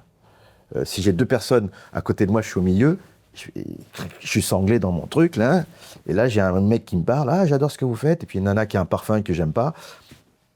Mais pourquoi Non, mais si je peux, c'est pas une question d'argent, mais si je peux me faire plaisir, me faire du bien, ça fera du bien aux autres. À un moment donné, si je suis pas bien, du coup, si j'élève mes enfants que je suis pas bien, ben ils vont être pas bien. Par transitivité, enfin, c'est une chaîne. Et quand tu écoutes le journal de TF1, entre autres, le générique, c'est une musique qui te fait peur. Et pourquoi vous me faites peur? Je regarde plus. Et pourquoi vous me faites peur? C'est quoi le but? Le but, oui. Le but, c'est de faire peur, parce que ce qu'ils disent à l'intérieur, c'est de faire peur aussi. Donc alors, tu fais, non, moi je veux pas... Donc alors, c'est compliqué parce que il y a des gens qui ont raison dans beaucoup de choses, et puis il y en a qui ont tort. Donc c'est de trouver aussi... c'est quoi le bonheur pour moi? C'est de savoir ce qui est bon pour moi. Qu'est-ce qui est bon pour moi? Donc voilà, j'ai une liste de choses, ça c'est bon. J'aime le chocolat à 72%, j'aime j'aime la mangue, voilà, c'est tout. Donc c'est de se connaître, donc ça passe par une intériorité. Donc la méditation, la prière, certes, mais c'est le bien-être. Le bien-être, c'est ça pour moi. Le bien-être, c'est la résultante de ce dont on parle souvent. Ce que les gens cherchent via la prière et la méditation, c'est le bien-être. Donc c'est petit 2. Et je suis en accord avec toi, ce dont moi je parlais, c'est plus le petit 1 en fait. Petit 1, je suis en éveil tout le temps. Donc tu n'as pas de pratique particulière? Non. D'accord. Par exemple, je suis en voiture, une petite sieste de 10 minutes. Allez, je m'arrête et je fais mes 10 minutes. Si je peux le faire. Mais je suis fatigué, tu continues. Mais mec, je m'écoute énormément en fait. J'ai soif, je bois. J'ai envie de pisser, je pisse. Ouais, bon, ça... non, mais pas besoin de faire d'études, quoi. Non, mais il y a des gens qui... Non, il y a des gens qui bouffent... Moi, il y a des gens qui boivent qui boivent pas de l'eau, déjà. Ouais, de rien, ouais. Hein, il y a des gens qui bouffent des sandwichs à midi, du pain. Tiens, de rien. Ouais. Tu vois, enfin, toi, parce qu'ils... C'est ce que je veux dire, c'est que... ne pas accepter ce qu'on vous impose qui n'est pas bon pour vous. Mais c'est pas facile. C'est pas facile. C'est pas facile. Non, c'est pas facile, mais pour moi, c'est... T'as donné un exemple où je me retrouve complètement, c'est fondamental. On t'a dit qu'à midi, il fallait manger. Moi, je suis pas comme ça. Ah, pitié. On t'a dit qu'il fallait un petit déjeuner. Des fois, moi, je prends... 95% du temps, je prends pas de petit déjeuner. Non, parce que j'en ai pas envie. Tout, t'as bouffé la veille, parce que la digestion, c'est 70% de l'énergie du cerveau. Donc, tu as une machine de guerre là, tu as une usine à gaz avec des acides qui vont me faire c'est crevant. C'est pour ça qu'on appelle la postprandiale. C'est un petit liquide que ton corps envoie pour que tu t'endormes, pour que la digestion se fasse. C'est pour ça qu'après bouffer, on est toujours un peu... Et moi, quand je suis en tournage, je bouffe le midi, l'après-midi. Allez, action, Pascal, une cascade, allez, tu vas. Mission impossible, qu'est-ce que ça? Et là, non, bah, donc tu bouffes pas. Enfin, Ouais. à un moment donné, c'est. Puis moi, je mâche parce que ça évite de bosser là. Donc, enfin, l'hygiène de vie d'abord, quoi. Moi, je suis. C'est pour ça qu'on me dit, Pascal, t'as pas vieilli. Oh putain, comment tu. Bah oui, je fais ce qu'il faut pour. Qui va aller loin ménage sa pirogue, voilà. Je crois que tout ce qui est vieillissement et compagnie, que tout ce dont tu parles, c'est l'accompagnement. L'ADN, c'est vraiment, c'est vrai. Enfin, comment on appelle ça? J'ai le mot au bout de la langue. Génétique. T'as une bonne génétique. Ouais. Tu vois, je pense que quand on, la base, c'est la génétique, et quand t'es assez chanceux d'avoir une bonne génétique, il faut à tout prix aller dans ton sens et entretenir et développer ça. Et à contrario, il y a aussi ce qu'on appelle le destin. Parce que des fois, il y a des gens qui sont en bonne santé et ils clament, comme ça. Oui. Et moi, j'ai un pote, il était chez lui, et puis... Comme ça. Au revoir. Et le mec, bonne santé, bien, bio, tout, fumait pas. C'est vrai? C'est quoi c'est? Il regarde la télé, il a posé son bouquin, et puis il a fait... paf. Wow. Donc, je pense que quand c'est l'heure, mais qui a décidé quoi? Donc, tu as un destin. Enfin, toi, il y a aussi cette notion de l'invisible qui fait que y a l'horloge. Donc, tu as beau faire les choses, mais alors, allons au bout des choses, mais tu as beau faire les choses, tu as aussi quelqu'un qui dit hey, c'est l'heure. Mais non, j'ai pas envie. Non, c'est l'heure. C'est là où tu vois qu'on est en contrôle de rien. L'heure à laquelle tu arrives, tu n'as aucun contrôle. L'heure à laquelle tu pars, tu n'as aucun contrôle. Donc, à un moment donné, entre les deux, on te demande peut-être de prendre soin de toi. C'est le seul contrôle que tu as, c'est entre les deux. Oui. Tu vois? Mais alors après, la réincarnation, si on y croit, bien sûr, avec le si conditionné. Et tu y crois? Ouais, mais je dis, mais tout ça pour ça? Ouais, et tu y crois? Ouais. Je dis que tu as une vie, tu meurs et il n'y a rien d'autre. Bah, à un moment donné... Et après, bon, alors, je me suis instruit, j'ai fouillé, je me suis renseigné auprès de gens respectables. Il paraît que avant de naître, un enfant choisit ses parents. Il dit, voilà, moi, je vais m'incarner là-dedans parce que ça va me faire évoluer. Donc, il paraît que la planète... Il paraît, je dis, je prends des pincettes, il paraît que la planète Terre, c'est un endroit dans l'univers où il y a une possibilité de t'améliorer, tu subis des épreuves pour monter plus haut dans une espèce de hiérarchie de lumière, de je sais pas quoi. Alors, moi, je suis très friand. Moi, pourquoi pas, hein. J'ai énormément de défauts, mais j'ai une qualité, c'est que j'aime apprendre. Mais là, j'ai une question à te poser. Tu m'as dit, je me suis renseigné et on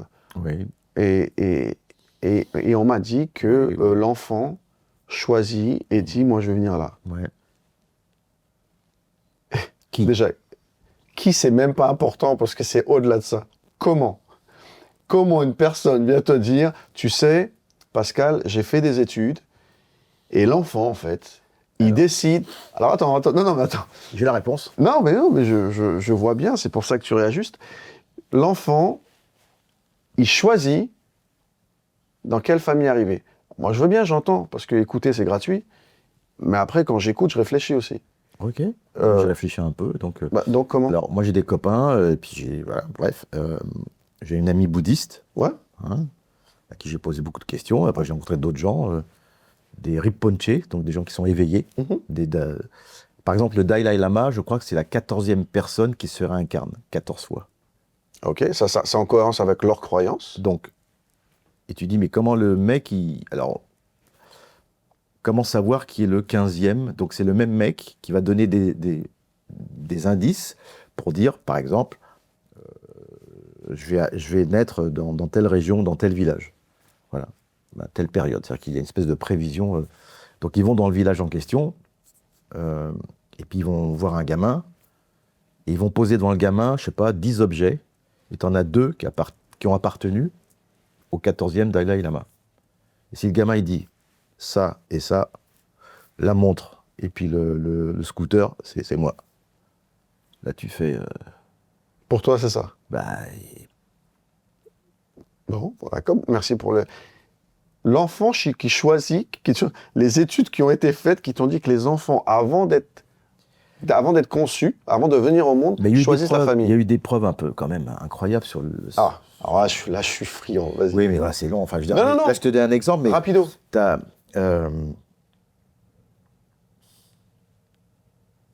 moi, j'ai vu à Bercy, il y a des années, un moine Shaolin marcher sur des tasses de porcelaine sans les péter, quoi. Ok. Après, je suis allé voir, bonjour monsieur, parce que j'étais avec des potes, tout. Il dit, bah, je diminue mon... Ouais. Mais comment vous faites? Bah, c'est moi je fais ce que je veux. Ok. Il n'y a pas de la magie là-dedans, il n'y a pas de Gérard Majax ou, tu vois, Éric Antoine. Non. Et t'as des gens qui font des trucs incroyables. J'entends. Donc l'être humain est capable de faire des trucs incroyables. Tu peux même, Je ce suis qu'on appelle d'accord le passe-muraille, avec ton doigt, traverser le mur, parce que tes molécules, tu les écartes et tu rentres dans les molécules, parce que tout est vide en fait. Ne serait-ce que ça, tout est vide. Rien n'est dur. Je suis complètement. En fait, Quand tu regardes le microscope, ce qui se passe, c'est Oui. du vide. tout ça, je suis d'accord, mais en fait, la raison pour laquelle j'ai poussé, et t'as pas la réponse, et c'est normal parce qu'il n'y a pas de réponse. Attends, je continue. Il n'y a pas de réponse claire à la question extrêmement claire que je t'ai posée, parce que c'est techniquement infaisable de justifier quelque chose comme ça. Mais après, libre à quiconque de croire ce qu'on lui dit ou pas. Oui. Et croire, ça ne veut pas dire que tu es dans le faux. C'est juste que toi, à titre personnel, tu y crois. Mais c'est pour ça, je fais très attention à ça, parce que, alors toi, je te connais, donc je sais commenter, mais il y a énormément de gens, oui, j'ai fait des recherches, j'ai vu, mais quelle recherche? À qui? Oui, Comment? oui. Où? Tu vois ce que on peut, après, je crois que c'est Smaïn qui disait, c'est la porte ouverte sur toutes les fenêtres, après, ou c'est vous, je sais plus, mais après, c'est un peu du tout et n'importe quoi. Donc, et là, moi, ça m'a fait tilt, l'enfant qui choisit son truc, bon d'accord, pas de problème, comment?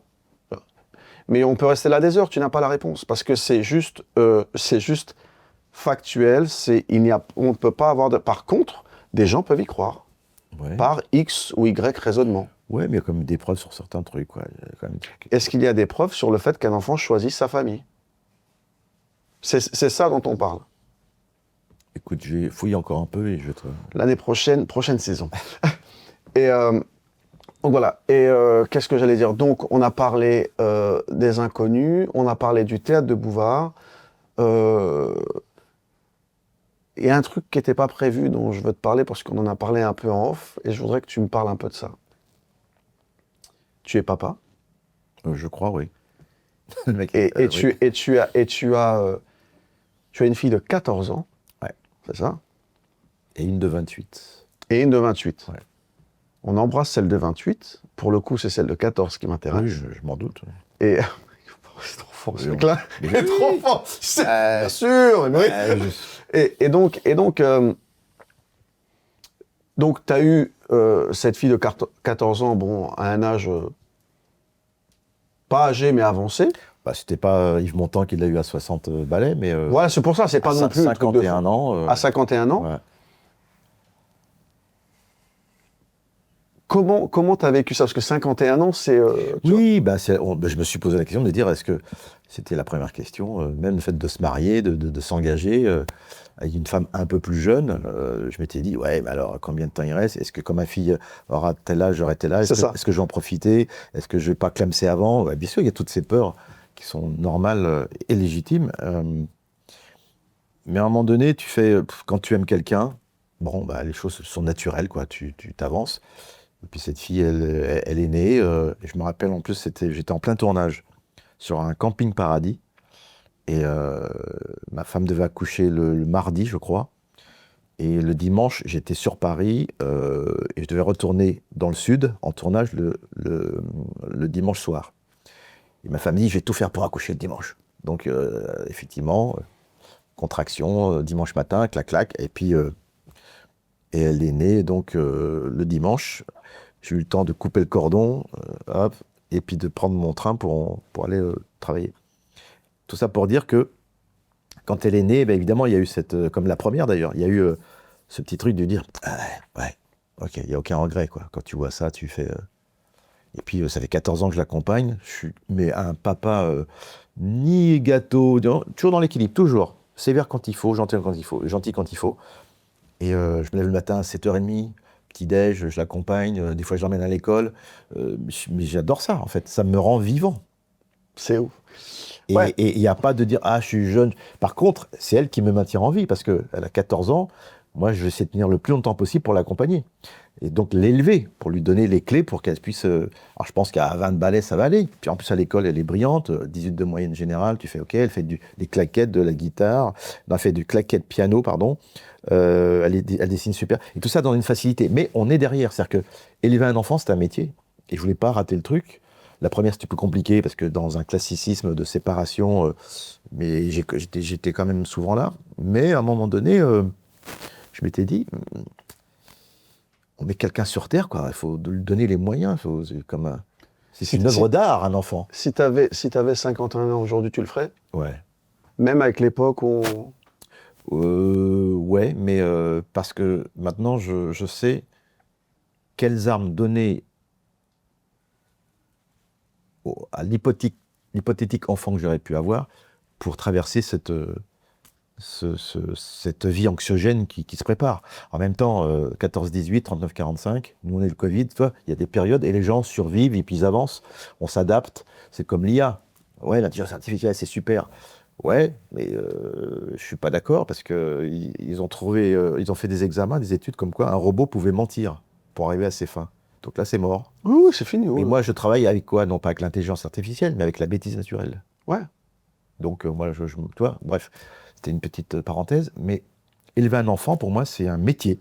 Et Voilà. tu aujourd'hui, avec le recul, l'appréhension que tu avais, tu sais, les questions, oui, mais si j'ai 51 ans, quand elle aura 20 ans, j'aurai 71 ans, tout ça, avec du recul, c'est justifié ou c'était pas du tout...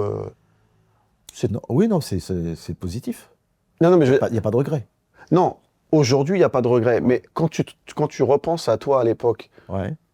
c'était des questions que tu n'aurais pas dû te poser parce que quand tu vois le résultat, c'était Elles sont naturelles, ces questions. assez naturel. Elles sont naturelles. Et il faut se les poser. Parce que si le terrain est miné et que tu n'as pas le plan, il ne faut pas y aller. Et c'est ce que j'ai fait. Je me suis dit, voilà, avec ma femme, on se marie, ok, mais on se marie, on ne va pas divorcer au bout de 6 mois. Donc, donc l'amour est là, c'est cimenté.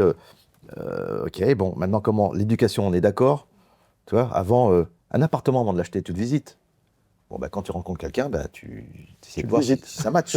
Non, mais c'est Ouais. pour moi, on Oui, se oui. marie, Tinder, cac, Oui. cac, super, Oui, on se marie, après- et après on divorce, parce que, oh putain, il est con, oh, il est radin, oh, C'est vrai. c'est un gros bonnet, suis oh d'accord putain, avec toi. il a grossi, puis il a plus d'ambition. suis d'accord. Tiens, qu'est-ce qu'on mange ce soir?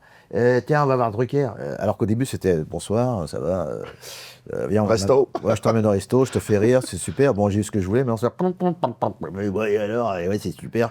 Bon, chérie, putain, la poubelle, tu la vides ou pas? Alors que le mec, C'est pourquoi? vrai, c'est vrai. Il n'y a pas d'amour là-dedans. C'est vrai, c'est vrai. Il n'y a pas d'amour. Donc, je ne veux pas te donner des leçons de vie, mais comme je dis il y a 8 secondes, élever un enfant, c'est un métier. Donc, quand tu t'engages là-dedans, et beaucoup de personnes font les enfants et c'est raté, quoi. Parce que c'est la famille qui crée des monstres. Donc, j'ai bien réfléchi. Les questions étaient justes et parfaites. Et donc, du coup, à l'arrivée, on fait au mieux, quoi. Ouais, d'accord. Ouais, c'était intéressant, c'était pas prévu, mais Oui, mais l'imprévu, c'est pas mal en même temps. bah écoute, Alors, quelque chose qui est prévu, par contre, c'est les questions récurrentes dont je te parlais. ok. Tu sais, j'aurais dit un truc, j'ai dit, Pascal, c'est l'horlogerie suisse. Ah, mais comment c'est? S'il nous dit 9h40, il y a des chances qu'à 9h39, ils nous disent « je suis là ». Ah bon? Ouais. 9h37, Pascal me texte « je suis devant ». Je vous avais dit. C'est très rare, très très Ah rare. oui, mais Mais c'est lié à ça pour moi. bah, Pour moi, c'est ça. C'est être à l'heure, c'est respecter les gens qu'on va voir. oui, puis enfin, à un moment donné, c'est un métier, quoi. Je veux dire, il y a du monde, il y a Oui, mais tu respectes justement le faut temps. pas- les- alors, ouais. moi, j'ai un truc, c'est pas de maillon faible. Dans une aventure, une histoire, dans un boulot, pas de maillon faible. Et en France, en ce moment, en politique, on a beaucoup de maillons faibles. Ouais, ouais, non, c'est clair. Voilà, c'était une petite parenthèse. Nécessaire. Voilà. Tu sais, enfin, ouais. Donc, les questions récurrentes. Tu as une longue carrière en tant qu'acteur, que réalisateur et compagnie, mais aussi en tant qu'homme. Une fois, une anecdote Elle peut être pétillante et hardcore, hein. On n'a pas de problème avec ça. D'ailleurs, en général, c'est ce qu'on a. On veut pas le truc bateau. Une anecdote où tu as vraiment senti qu'on t'avait manqué de respect en tant qu'individu. Alors, c'est au tout début de ma carrière. C'est ce qui a défini. Est-ce que c'est une anecdote que tu as déjà racontée? Ouais, une fois. On veut faire découvrir aux gens des choses. Ah ouais, mais Allez, vas-y, tout début de ta je l'ai carrière. pas, je l'ai pas raconté souvent. C'est vraiment peut-être une fois ou deux. C'était au tout début de ma carrière, et c'est ça qui a défini un peu mon credo. Il y a un producteur, organisateur antillais, je précise. C'est important de préciser? Non, mais c'est le contexte, parce que Ok. c'est important pour moi d'honorer cette partie-là de ma famille. Donc un producteur me dit, ouais, je vais raconter deux anecdotes, comme ça. Vas-y, super. Il me dit, Pascal, voilà, j'ai des notables antillais que je vais réunir dans un salon, voilà, ils seront, je sais pas, une soixantaine, avec des tables, faire un dîner super. Et voilà, ce serait bien de faire des petites blagues, 20 minutes, tu vois, pour les chauffer avant le dîner. Et cool. Donc, je dis, ok, pas de problème. Donc, je te prépare ça. Je lui dis, mais alors, sur place, c'est quoi? Ben, c'est un salon, tu sais, dans les hôtels, ok. T'as besoin de quoi? Je dis, bah, une scène, pour qu'on me voie, une espèce de tréteau, très bien. Un projecteur, pour qu'on me voie, et puis un micro. Parce que la salle était assez grande, tu vois, genre en Versailles, quoi. Ok, mec, ok. J'arrive le samedi après-midi, alors que c'était le soir. J'arrive, je vois les tables, les mecs commencent à mettre les tables et tout installées. Je lui dis, bon, je peux répéter? Ouais, vas-y. Le tréteau, il est où? Ah, il n'y a pas de tréteau, c'était trop cher. Ouais, bon, mais c'est bon là. Ok? Il y a un projecteur au moins? Non, parce que c'est compliqué, il faut tirer la prise là-bas, j'ai pas trouvé Mhm. Micro? Non. Micro, non, c'est bon là, t'as de la voix, t'as du coffre, tu peux balancer ton truc. Je dis, mais oui, mais ça va pas le faire là. Pascal, t'es pro ou t'es pas pro? Le mec, il me met au pied du mur. Dans ma tête, je lui dis, ouais, ça commence mal. Donc, 20h arrive Tu l'as fait comme ça? et donc, j'ai changé mon flow, mon process. Je pouvais pas, les gens ne pouvaient pas me voir ni m'entendre. Donc, qu'est-ce que j'ai fait? Je suis allé de table en table. Mais pour les amuser, j'ai pris un espèce de serviette, je l'ai mis comme un madras. J'ai pris une autre serviette, je l'ai fait, et j'ai joué. J'ai improvisé pendant 20 minutes des vannes en fonction des gens, comme on fait aujourd'hui. Comment tu t'appelles? Ah, super. Ta cravate, c'est une cravate ou du vomi? Tellement elle est moche, toi. Bon, des vannes, quoi. Bon, les gens rient plus ou moins. Bon, c'était de l'impro. Ok. Je termine mon truc, et le mec il devait me donner 200 francs, quoi, tu vois, pour le. Je dis, bon, ben voilà. Il me dit, écoute, bah, c'était pas bon, Pascal, hein. Très mauvais, j'ai pas aimé, hein. Tiens, voilà 100 balles. Je l'ai regardé, je dis, ok, pas de problème. Ok. J'ai pris mes 100 balles, puis j'étais minable, quoi, parce que t'avais quand même des gens importants, de la diaspora antillaise, t'avais des maires, des acteurs, J'ai fait, waouh. Donc, à cause de ce connard-là, en même temps, c'est de ma faute. J'ai dit, ok, donc maintenant, je m'étais dit, je vais tout checker avant, pour que ça se passe bien. Donc, partout où je vais, je check avant. Voilà, parce qu'il y a le truc, machin, oui, paf. Toi, quand t'as pas confiance, tu fais clac, clac, clac. Quand tu ne connais pas, tu fais clac, clac, clac. En général, quand il y a des anecdotes comme ça, parce qu'on en a eu, euh, les gens, dans leur carrière, donc montent et revoient ces personnes-là. Ah, je l'ai jamais revu, j'ai même pas Écoute, lui, je l'ai zappé. Si je le revois, je crois que je connais deux Serbes, et puis des Chinois aussi, qui ont des battes de baseball, et puis des hachoirs, je crois. Donc jusqu'à aujourd'hui, Je rigole. tu l'as mauvaise sur ça. Non, je l'ai pas mauvaise. Je trouve que non, je remercie cette personne. Ça me serait arrivé là, les boules. Non, ça m'est arrivé au début. Donc j'ai pu, maintenant, mon couloir de créativité, il a toujours été, allez, faire attention. C'est pour ça que je suis perfectionniste, fais attention. Ça t'arrive souvent au début parce que tu n'as pas les outils. Après, là, aujourd'hui, tu es. Ah bah là, je suis tranquille, j'ai tout Ouais. ce qui... Non, Ah ouais. là, et quand je connais pas les gens, bah, lui, je connaissais pas, ni d'Ève, ni d'avant, donc à un moment donné, tu fais waouh. Et la deuxième anecdote? Alors, la deuxième anecdote, c'est une anecdote, je l'ai racontée, mais alors, il y a très peu de gens qui sont... En tout cas, non, allez, une anecdote. Un jour avec les inconnus, donc on joue dans une ville, dans un théâtre, et à un moment donné, avec ce spectacle-là, on arrivait par la salle. Et donc, pour aller par la salle, il fallait donc passer par en dessous. Je ne me rappelle plus quelle ville. On passe par en dessous, tac, et moi je suis le dernier. Et à un moment donné, on ouvre une porte en verre, tu sais, clac, comme ça. La porte se referme et moi, je la repousse. Et j'entends, tu vois, un truc comme ça. Ok, clac. Et on passe par la salle et on fait notre sketch. Ouais. Les gens, ils applaudissent. On monte sur scène et on commence à jouer. Et là, j'entends ploc, ploc, ploc. Et Didier Bernard me regarde, ils font. Moi, je fais. Et je regardais, ma main a été coupée comme ça. Je m'étais fait une estafilade de 1 cm parce que la poignée était en verre. Donc, en faisant ça, j'avais fait. Et tu vois, je me suis coupé en fait. Et je m'en étais pas rendu compte. Donc sur scène, je jouais, tout d'un coup, j'étais statique pour balancer la vanne. Et j'avais la main comme ça, et ça faisait ploc, ploc, ploc. Et il y avait une petite mare de sang qui commençait. Et là, ils se sont dit, qu'est-ce qu'on fait, on joue. Donc moi, ne voulant pas interrompre le spectacle, parce qu'il faut tout recommencer, ou alors ça casse une énergie, je fais comprendre à notre régisseuse, maquilleuse, habilleuse, Gisèle, qui était donc en coulisses. Elle se met du côté donc jardin, donc à droite quand on est face au public, et je tends ma main comme ça pour qu'elle me la répare pendant que je joue. Donc les deux tu vois, et donc on a joué comme ça pendant 3 minutes. Et donc les gens se sont dit tiens, c'est quoi le truc? Mais moi j'étais en bordure coulisses, rideau, en train de jouer pour qu'elle me, tu vois. Donc plutôt que tu vois, le pro quoi, espèce de sacrifice parce que tu sens rien sur scène quand tu es malade. On appelle ça la théâtrothérapie. T'es beau être malade comme un chien, tu es sur scène, t'as plus rien. T'as mal au ventre, t'as la chiasse, t'as plus rien. Donc là, effectivement, je ne sentais rien, quoi. L'adrénaline de la scène qui fait que... et après, quand elle m'a bandé, j'ai fait... Parce que bon, elle m'a mis un antiseptique, tout ça. Un peu tu vois, pour coller. J'ai un petit bandeau, tu vois, alors, couleur rose. Petite anecdote d'ailleurs, il y a un gars aux États-Unis qui a racheté le brevet des sparadraps. Il les a teintés en marron pour les Noirs américains. Le gars, il est sur son yacht en train de nous narguer, là. J'ai vu ça. Il y a des idées comme ça, tu fais. Ouais, j'ai vu ça. Le mec qui a inventé les boules qui est, c'est quoi? 2 petits cotons, les oreilles, le mec il est milliardaire. Ouais. Mais j'adore ces idées-là, moi. Bah ouais. Il en reste, hein.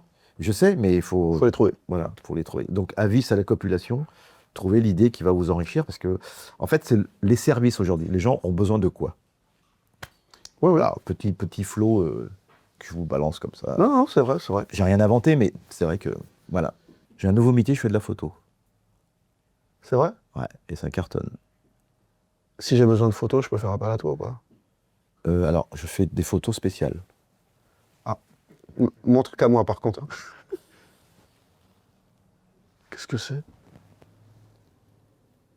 Je ne photographie que des coquillages mis en scène, en situation. On peut en parler, Pascal. Ta jeunesse, ça se passe comment à partir des 14 ans? Non, c'est pour dire que c'est ma nouvelle passion, et j'ai créé un site et tout. Mais ça marche? Bah, ça se vend, je vends des photos, les gens trouvent ça joli, donc voilà. Je fais des expos, je fais une grosse expo le 24 mars. Où ça? À Paris. Et j'ai fait une expo à Roanne, j'ai vendu 12 toiles, 12 photos en 1h30. Non, c'est un truc qui est incroyable. Et c'est des choses, alors tu vois, moi je suis complètement novice. Acheter des photos de Pascal Légitimus, ça s'adresse à tout le monde ou c'est super cher, c'est comment? Alors, c'est pas cher, ça s'adresse à tout le monde. Et c'est signé. Et les photos ont une valeur parce que je les ai vendues à Drouot, les premières. Donc, il y a une cote. C'est un investissement. Je me suis arrangé pour que les gens récupèrent quelque chose qui vaut quelque chose. Comment tu t'arranges pour faire ça? C'est ce que je viens de te dire. Donc, non, mais comment tu fais?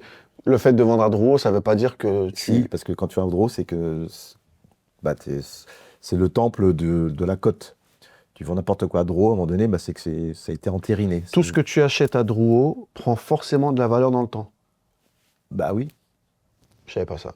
Je savais que c'était l'endroit, mais je savais pas le fait de vendre à Drouot que c'était... Pour certaines choses. En tout cas, moi, mes photos, c'était les 3 premières.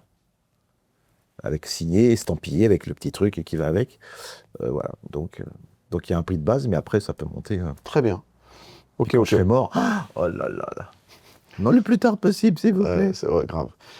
Bon, bah écoute, très bien, on a fait le tour, c'est bien. En privé, je t'enverrai le truc, tu verras. Ah ouais, je veux bien. Ouais, je veux bien. Mon petite tradition ici, bon, tu connais le truc, t'as la caméra qui est là. On laisse le mot de la fin à l'invité pour... tu dis ce que tu veux, autant comment t'as trouvé cette expérience, quelque chose qui te concerne, peu comme tu veux. Elle est là. Ok. J'en ai fait beaucoup des interviews, sincèrement, j'en ai fait moult. Elles sont toutes différentes, et puis il y en a qui sont les mêmes, quasiment. C'est les mêmes questions, et puis on est obligé de faire les mêmes réponses. Là, ce qui était agréable et particulier, c'est que j'ai revu quelqu'un que je n'avais pas oublié, mais que j'ai revu avec le temps, beaucoup plus tard, pardon, dans le temps. Et c'est comme si on ne s'était pas quitté. Donc ça, c'est quelque chose d'assez classique, ça arrive. Mais là, il s'est positionné en professionnel. À l'époque, c'est moi qui l'ai fait travailler. Et là, c'est pas du travail, mais c'est lui. Je me suis inféodé. Je me suis donc laissé faire. Il m'a posé des questions. Et je me suis laissé embarquer. Je ne me suis pas posé de questions, justement, pour répondre à ces questions. Et j'ai essayé d'être le plus naturel possible. Et ça s'est fait. Mais c'était cool. Et pas de frustration, pas de... Je me suis pas dit, ouais, non, à l'aise. Voilà. Very easy. Donc c'était un plaisir. Voilà, le résumé de cette intervention. C'est à renouveler, en tout cas ceux qui ont envie de passer par Monsieur Respect, les yeux fermés. Monsieur Respect. Ben oui, tu t'appelles Monsieur Respect. Okay. Donc les yeux fermés, c'est dans l'empathie, la chaleur humaine et l'harmonie. Voilà, les mots que j'aime bien. À bientôt peut-être avant. Eh ben écoute Pascal, là c'est l'un des mots de la fin qui est le plus... J'ai rien à dire. C'est déjà merci. Merci pour... Et puis bon, je suis pas étonné, mais parce que t'es comme ça pue la sincérité et t'as toujours été à 100%. Je te remercie d'être venu. Je te remercie d'être resté. Je te remercie de partir parce que... Et non, mais parce que de toute façon, je vais être très honnête avec toi, tu sais, des fois on a quelques interrogations, même si on sait qu'on a envie de parler. Oui, là, je savais que ça allait être de qualité. J'espère que ça l'est, en tout cas. Oui, parce que t'es quelqu'un de profond. C'est jamais... Tu sais, t'as des gens qui sont oui, sur la retenue, en surface. Ouais. Oui, écoute. Mais là, t'es quelqu'un de profond. On a bien compris les choses. Et ça toujours, voilà, comme d'habitude, ça a dépassé ce que j'attendais. Ça passe ce truc. Comment on peut écouter tout ça? C'est sur YouTube. Il faut une carte de séjour pour aller aux États-Unis, c'est quoi? Non, c'est sur YouTube. Carte de travail, carte verte, je sais pas. Sur YouTube, on a donc une chaîne qui s'appelle Respect. Moi, j'en ai vu 2. Lesquelles t'as vu? C'est une nana et un mec. Alors... Rosa Méziane, peut-être? Blonde? Ouais, une blonde. Ouais, Rosa Méziane, ouais. Et un autre mec avant. C'est pas... l'humoriste, là, comment il s'appelle? Boudère? Redouane. Redouane Bougueraba, ouais. Ouais, voilà, on a des gens, tu sais, c'est des gens qui sont, comment t'expliquer, qu'on a envie... Je suis très organique, moi. Il faut... La magie de ce truc-là, je le dis tout le temps, c'est pas l'actualité, c'est le fait que j'ai envie de parler à la personne. Ouais, très bien. Et puis, ça se passe toujours bien, et puis bon, avec toi, alors là... Tu sais qu'il y avait une émission comme ça qui s'appelle Le Grand Échiquier? Je me souviens. Il y a aussi Denise Glaser. C'est une femme, c'est en noir et blanc, qui était comme ça. Tu regardes, hein, Denise Glaser, vous regardez Denise Glaser, et tu avais en face Gilbert Bécaud, Moustaki, enfin des gens connus, et elle posait des questions comme ça, sur la vie, le même principe, et les gens, ils sont, tu vois, un peu comme fait Mireille Dumas, tu vois.